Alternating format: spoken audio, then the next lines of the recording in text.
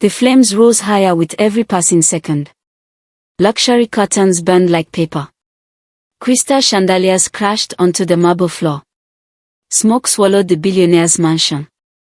Hundreds of guests screamed and ran toward the front gate. Security guards shouted, "Everybody out! Move! Run!" No one noticed. A tiny baby's cry echoed from the second floor. Except one woman. A poor African maid named Amina froze in the middle of the chaos. Her heart stopped. She listened again. There it was. The desperate cry of a newborn baby. She looked toward the burning staircase. Then at the crowd running away. Without thinking, she ran straight into the fire. Everyone shouted after her, "She's crazy. She'll die." The billionaire himself tried to stop her. But she had already disappeared into the flames. 3 minutes later, Amina emerged from the smoke, holding the billionaire's newborn son tightly against her chest. The baby was alive. The crowd erupted into cheers. Until the billionaire's wife pointed at Amina and screamed, "She's stealing my baby." Within minutes, police surrounded the exhausted maid, still covered in burns, still protecting the crying child. She was handcuffed. She kept whispering one sentence, "I only wanted to save him." Nobody believed her. 6 months later, a routine DNA test exposed the secret hidden for 20 years. The billionaire's baby was biologically connected to the maid sitting in prison. And that impossible result would destroy one of Africa's wealthiest families forever. 6 months earlier, on the outskirts of Lagos, Amina lived inside a tiny one-room apartment with her adopted grandmother. The roof leaked whenever it rained. The walls were cracked. Electricity came and went. Sometimes, there wasn't enough food for dinner. Yet every morning, Amina smiled. She believed kindness cost nothing. At 26 years old, she worked as a maid inside the luxurious mansion of billionaire businessman Daniel Okoro. Daniel was one of Africa's younger self-made billionaires. His technology empire stretched across several countries. He owned private jets, luxury hotels, oil investments, mining companies. People admired his success. But they admired something else even more. His love for his newborn son. After years of trying to have a child, Daniel and his wife, Vanessa, finally welcomed baby Noah. The media called him the billion-dollar baby. Photographers surrounded the mansion almost every week. News channels followed every family event.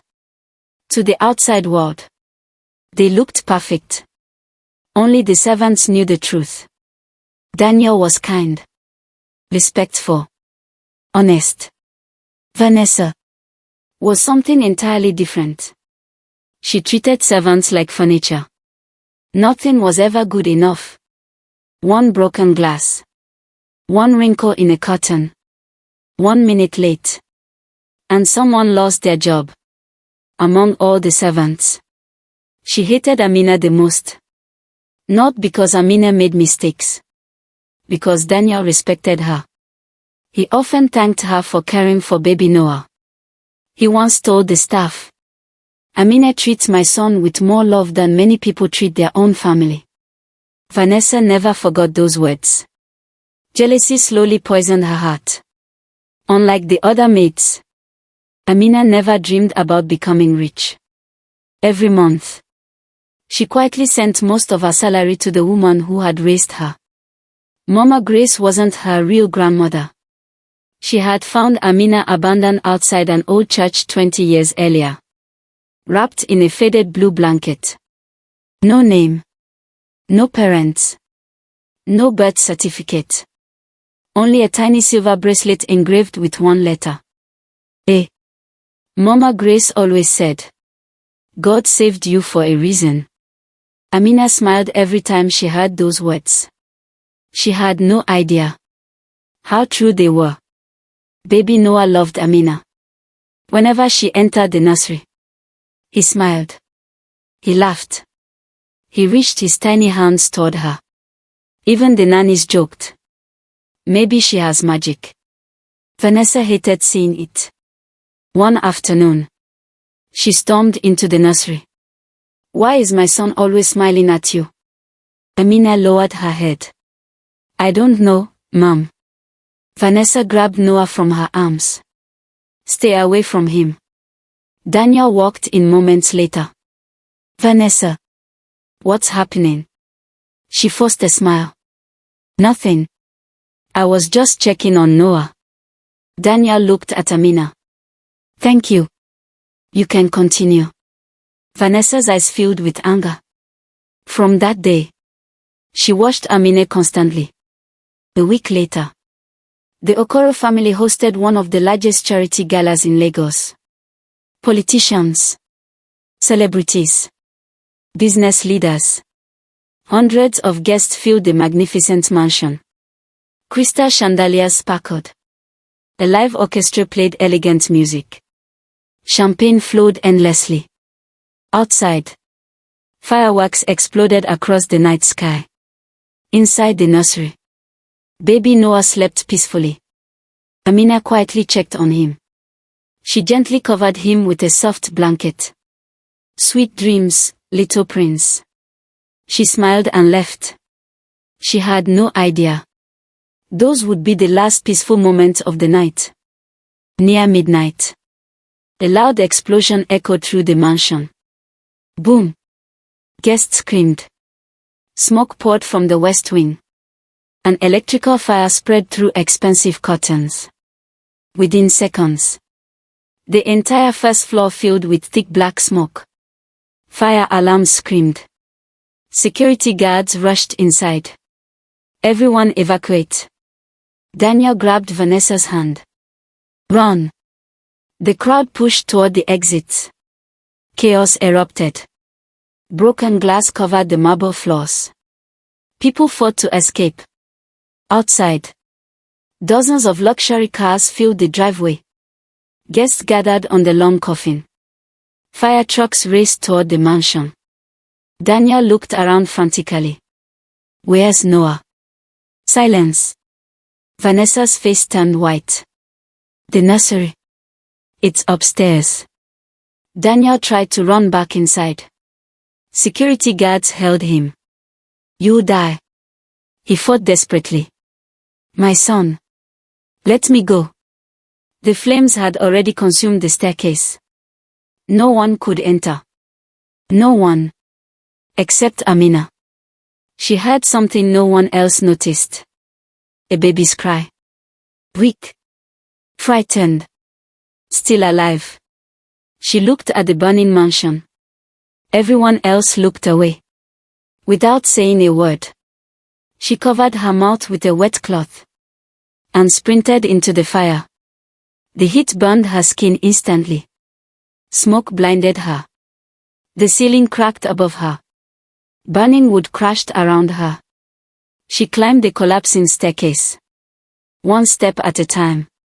She followed Noah's cries. Finally, she reached the nursery. Flames surrounded the room. The crib had begun to burn. Baby Noah cried helplessly.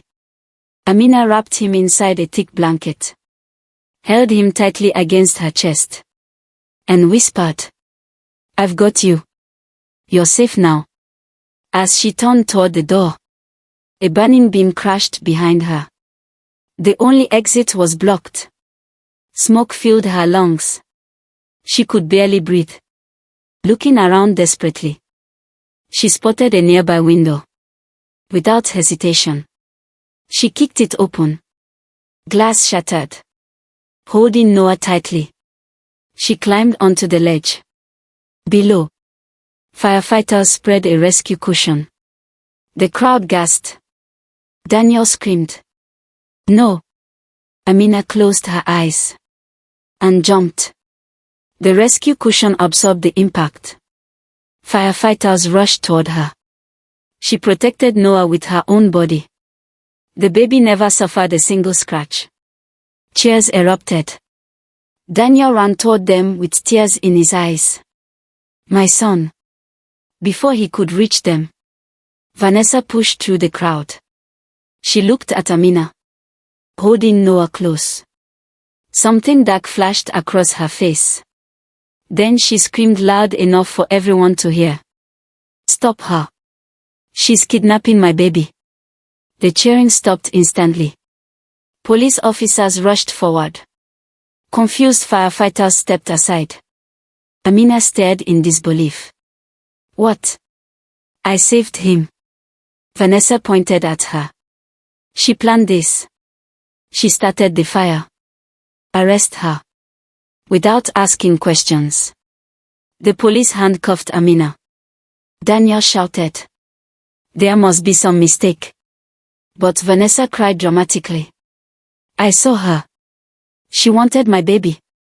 Amina looked helplessly at Daniel. "I swear. I only wanted to save Noah." As police placed her inside the patrol car, baby Noah stretched both tiny hands toward her and began crying louder than ever before. Watching from a distance, one experienced detective frowned. Something about the baby's reaction didn't make sense. He quietly turned to his partner. "I want DNA samples from everyone involved. I have a feeling this case is much bigger than a kidnapping."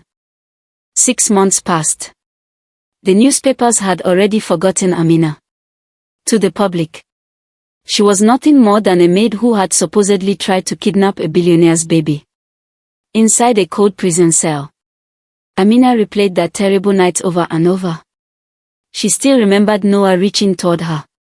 She still remembered his tiny fingers refusing to let go. Every night she whispered, "I saved you. So why does everyone think I'm a criminal?" She had no answer. Meanwhile, Daniel Okoro couldn't sleep. Something about that night haunted him. Amina had risked her own life. She could have escaped. Instead, she ran into a burning mansion. No kidnapper would do that. The more he thought about it, the less Vanessa's story made sense. One evening he quietly asked his wife, "Why did Noah reach for Amina?" Vanessa froze for a second. "He's just a baby." Daniel looked at her. "He cried when the police took her away." He looked attached. Vanessa forced a smile. "You're imagining things." But Daniel noticed something. For the first time, his wife looked frightened. At police headquarters, Detective Samoa continued investigating. The fire report shocked him. The electrical system had never failed. Someone had deliberately damaged the wiring. It wasn't an accident. It was arson. The detective frowned. If the fire was planned, then who planned it? Because of the kidnapping accusation, police had collected DNA samples from everyone. Amina, baby Noah, Daniel, Vanessa. The samples sat untouched in the forensic laboratory for months. Until one rainy morning, a young laboratory scientist accidentally opened the file. Minutes later, she checked the results again. Then again. Her hands began shaking. This can't be right. She rushed into her supervisor's office. "You need to see this." The senior scientist studied the report. Silence filled the room. Finally he whispered, "Repeat every test." Immediately. 3 days later, the results were exactly the same. Baby Noah was Daniel's biological son. But he shared absolutely no biological relationship with Vanessa. The laboratory director immediately contacted Detective Samuel. "You need to come here. We found something impossible." Detective Samuel stared at the report. "There must be a mistake." The director slowly slid another file across the desk. "There isn't. And there's more. He opened another DNA comparison. Amina. Baby Noah. 99.9999% biological mother. The detective nearly dropped the papers. The maid is his mother.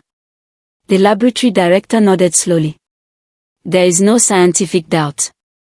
That afternoon, Daniel received a phone call. You need to come to the forensic laboratory. When he arrived, Detective Samoa handed him the report. Daniel laughed nervously. This isn't funny. The detective remained silent. Daniel read the report again. Then again. His face lost all color. No. No. My wife gave birth to Noah. She almost died during delivery. The detective quietly asked. Did you personally see the baby being born? Daniel stopped speaking. The truth was, he hadn't. Complications during delivery had forced doctors to remove him from the operating room.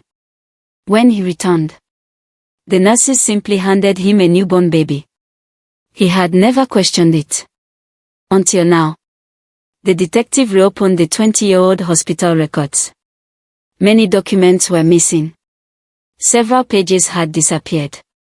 Computer files had been deleted. Delivery room logs had mysteriously burned in a small archive fire years earlier. Everything pointed toward one conclusion. Someone had erased the truth. The investigation moved deeper. An elderly retired nurse was finally located in a quiet village. She had refused interviews for nearly 20 years. When detectives showed her Amina's photograph, she burst into tears. I knew this day would come.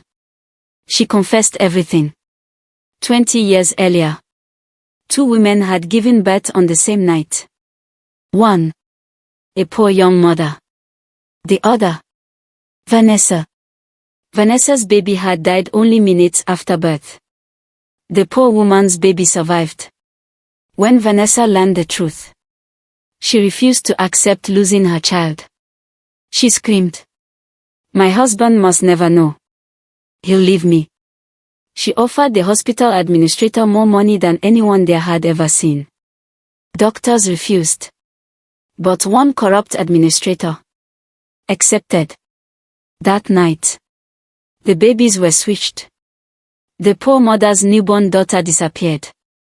Vanessa walked out of the hospital carrying another woman's child. The real mother was told, "Your baby didn't survive." She cried herself unconscious. She never discovered the truth. Detective Samoa frowned. Then where does Amina fit into all this? The elderly nurse wiped away tears. There was another child. A little girl abandoned shortly afterward. No records. No family. We always believed someone wanted every witness to disappear. Daniel sat frozen. His entire world collapsed. Everything he believed, everything he trusted, had been built on lies. The investigation uncovered something even worse. Vanessa had secretly discovered Amina's identity years earlier. During one of Noah's childhood medical checkups, doctors noticed strange genetic markers. Vanessa quietly ordered a private DNA test. The report confirmed it. Amina, the maid working inside her own mansion, was Noah's biological mother. Vanessa panicked. Instead of telling Daniel, she destroyed the report. She bribed the laboratory, paid hospital officials, threatened former nurses. And then, she hired Amina as a maid. Not out of kindness, but to keep her close. Close enough to control. Close enough to silence. Daniel felt sick. The woman serving meals, cleaning floors, and kissing Noah's forehead every morning had been his real mother all along, without ever knowing. Meanwhile, Amina sat alone inside prison. She stared at the tiny silver bracelet Mama Grace had given her years ago. The only thing left from the day she was abandoned. A prison guard approached quietly. You have a visitor. Amina looked up. Standing outside the glass was Daniel Okoro. His eyes were filled with tears. For a long moment, neither of them spoke. Finally, Daniel whispered, I owe you an apology. But I think it isn't enough. Amina looked confused. What are you talking about? Daniel slowly placed the DNA report against the glass. She looked down. Read the first page. Then the second. Her hands began shaking. No. This isn't possible. Tears streamed down her face. She whispered the words she never imagined she would say. Noah. My baby. Daniel nodded silently. I believe you've been robbed of 20 years. As Amina collapsed into tears, Daniel made himself a promise. No matter who had to answer, no matter how powerful they were, he would uncover every lie, even if it destroyed his own family. The DNA report lay on Daniel Okoro's desk. He had read it at least 20 times. Every page told the same story. The little boy he had raised, Noah, was indeed his biological son. But the woman who had given birth to him was not his wife. It was the poor maid sitting behind prison walls. Amina, the woman who had risked her own life to save him. Daniel closed his eyes. Every memory suddenly made sense. Why Noah always smiled when Amina entered the room. Why he stopped crying in her arms. Why he reached for her the night of the fire. A mother's love had always found its way back to her child. That evening, Daniel returned to the mansion. Vanessa was waiting in the grand living room. She smiled nervously. You're home early. Daniel threw the DNA report onto the table. Explain. Her smile disappeared. She slowly picked up the papers. The color drained from her face. For several seconds, she couldn't speak. Finally she whispered, I can explain. Daniel's voice became ice cold. For 20 years, you lied to me. You stole another woman's child. You framed an innocent woman. And after she saved Noah's life, you sent her to prison. Vanessa fell to her knees. I was afraid. I lost my baby. I couldn't lose you too. I loved you. Daniel looked at her with tears in his eyes. No. You loved your lies. The next morning, police arrived at the mansion. Detective Samoa stepped inside. He carried an arrest warrant. Vanessa Okoro, you are under arrest for fraud, child identity theft, conspiracy, obstruction of justice, bribery, and falsely accusing an innocent woman. Handcuffs clicked around her wrist. She looked toward Daniel. Please. I still love you. Daniel quietly turned away. I don't even know who you are anymore. As police led her outside, television cameras captured everything. The country's most admired billionaire family had become the nation's biggest scandal. The investigation quickly spread. The retired hospital administrator was arrested. The corrupt laboratory manager who destroyed DNA records was arrested. The former nurse who accepted Vanessa's money confessed in court. Every lie, every payment, every missing document was finally uncovered.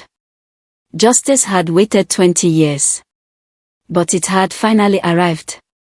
1 week later, a prison gate slowly opened. Amina stepped outside carrying a small bag. The morning sun warmed her face. She took a deep breath. Freedom. Standing beside a black luxury car was Daniel. He walked toward her quietly. I'm sorry. No words can repair what happened. But if you'll allow me, I want to make it right.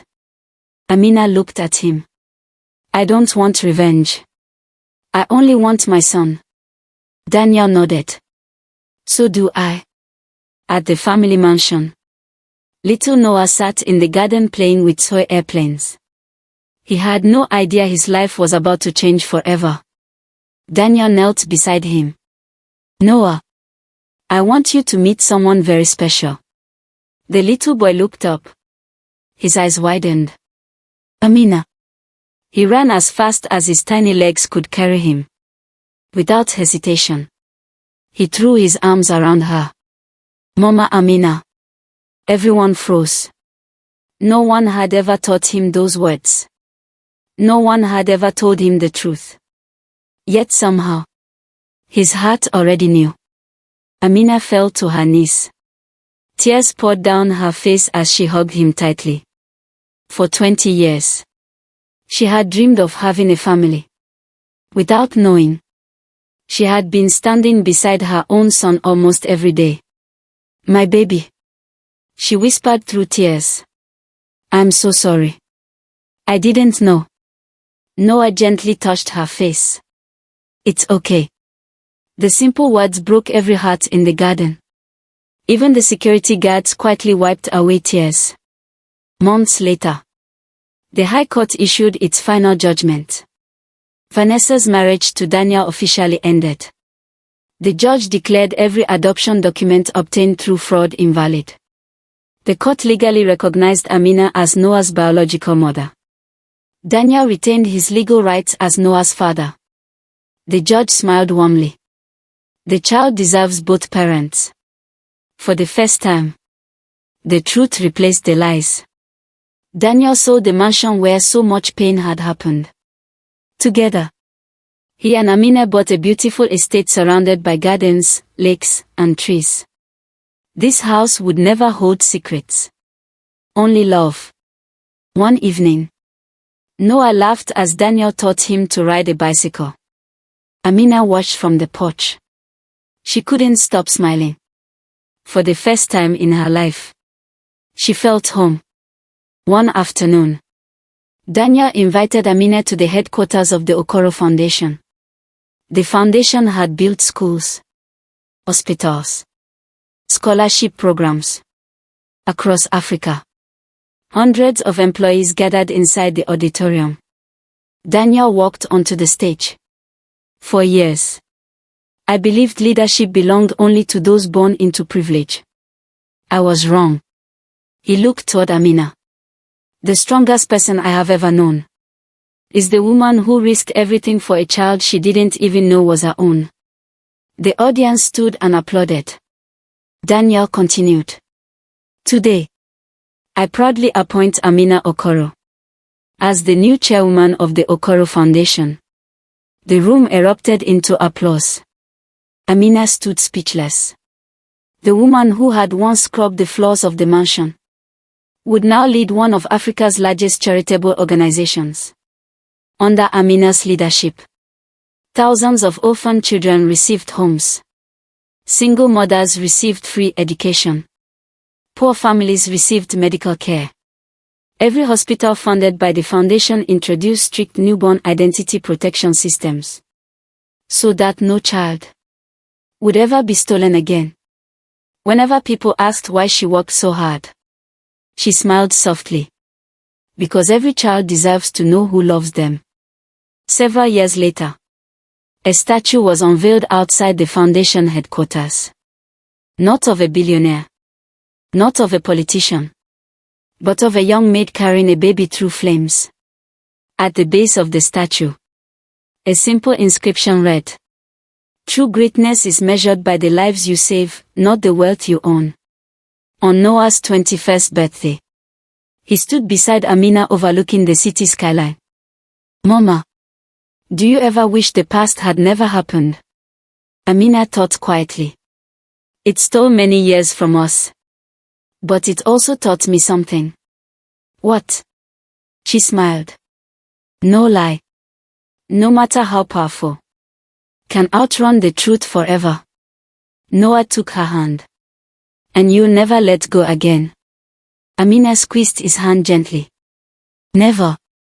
As the sun set over the city, The little boy who had once reached for a poor maid inside a burning mansion now stood beside his true mother. Not because of money. Not because of power. But because the truth had finally found its way home.